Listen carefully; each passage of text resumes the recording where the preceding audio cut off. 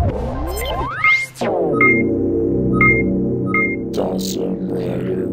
YouTube, Dawson Rider here with a review of D-arts Venusaur from Pokemon.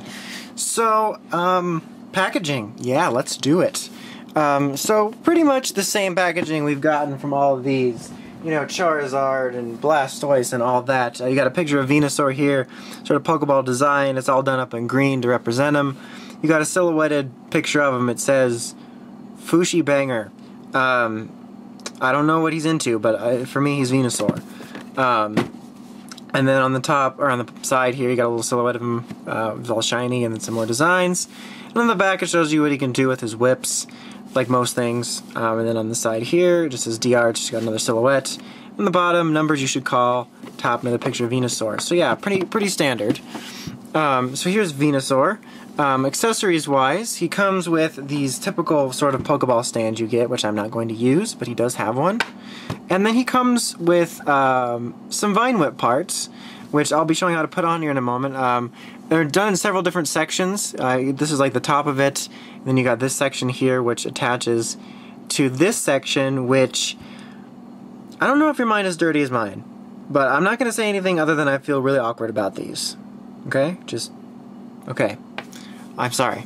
So then, yeah, you get one for each side, and these pieces are all detached, so you can sort of maneuver them in any which way you choose.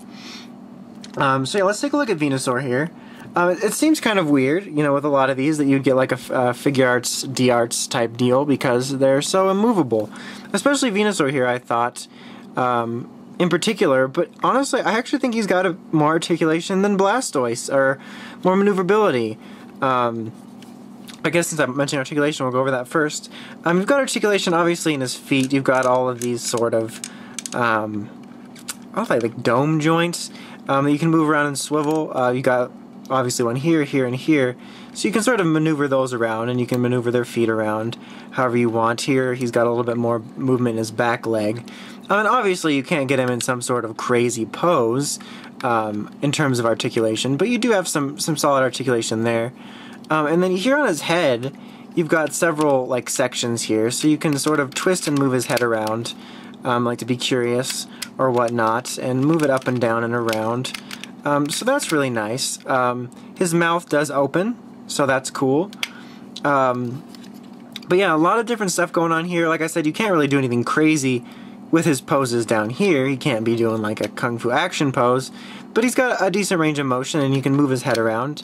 But most of his articulation comes from his plant up here, which, as you've been seeing me move him around, his leaves are movable. You can place his leaf hat down or place it up. Same thing here. All of the flowers on here are individually movable. You can spin the entire section. Look at this weird thing. That just looks weird to me. So you can spin the whole thing and sort of move these around to get whatever desired effect that you want, which is really neat. It's a little annoying sometimes. Some of them tend to pop off, in particular the flowers. You can also move it around, so maybe like angle a solar beam up or something. Not like an actual one, but yeah, like most of his articulation comes from this, which is neat. Some of it is part of, there's little holes down here, which we're going to put the Vine Whips in a minute. Part of it is because of that, but you know, you can get some sort of animated look to him. You can have him being sad, or have him have all of these up because he's getting ready to blast you, or maybe just these up and that down so it looks normal, or maneuver it so that just so it looks more lively, or falling down, or like he's going to do a solar beam, and which is neat. Like I said, his mobility's more limited, and like I said with this one, I was thinking it's kind of funny to have a class figure like this, because you think he'd have such less mobility, but you can kind of get him in some cool directional solar beam poses, which I think is neat. And so in a lot of ways, he is has a bit more variety than Blastoise. But yeah, very neat. I think he looks really good. Like I said, even though I thought it was weird to be getting figures in this style of line for people like him or Blastoise, I'm certainly not upset about it, because I love Pokemon. It's absolutely one of my most favorite things in the world. And I really dig the figures. Whether they're articulated or statues, I think these are great. I think they look like they jumped just out of the cartoon or the game or whatever, and I think it looks really good. Look how weird naked Venusaur looks. Like, don't look at the plant. Look at that. Don't look at the plant. Sorry. Anyway, but yeah, the colors all look good on him. The light blue looks nice. His facial expression looks good. He looks very animated. The colors on his bulbs look good. On his plant, just, yeah, very nice looking. So yeah, as I showed you, there's some holes under here to place this in. You're gonna wanna, you can get it in there like that, and it will stay, but it's very loose. So you're gonna wanna press so it stays solid, so you are able to get some vine whip poses. Just wanted to point that out. But yeah, and be real careful. Obviously, if you press anything too hard, it'll break, but be real careful of wanting to take the leaves off or anything like that. They're on little tiny ball joints. So I have popped them off a few times. But so yeah, there we go. See, look how much his plant is moving around now. So yeah, let me just fix this a bit. He's kind of crouching down now.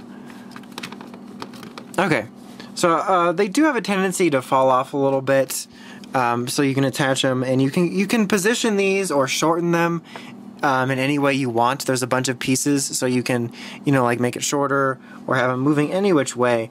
It's really neat to have these, I think. I do wish either they had done something a little different or made them a little more solid, because they do have a tendency to fall off. Like if I'm posing him or just want to move him, these will fall off very easily. At the middle here, they stay on the base really well, but like the middle parts.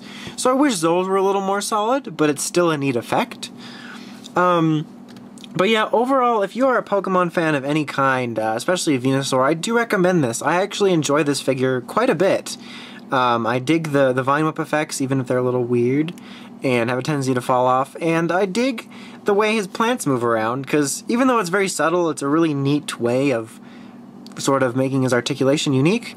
And I think it's a very good looking figure. I really like it. So if you're a fan of Pokemon or Venusaur or Sushi Banger, I know it's wrong. I don't want to get a comment and be like, oh my god, his name's actually this. I'm just joking around. If you watch my reviews, you know I do that. But yeah, Sushi Banger.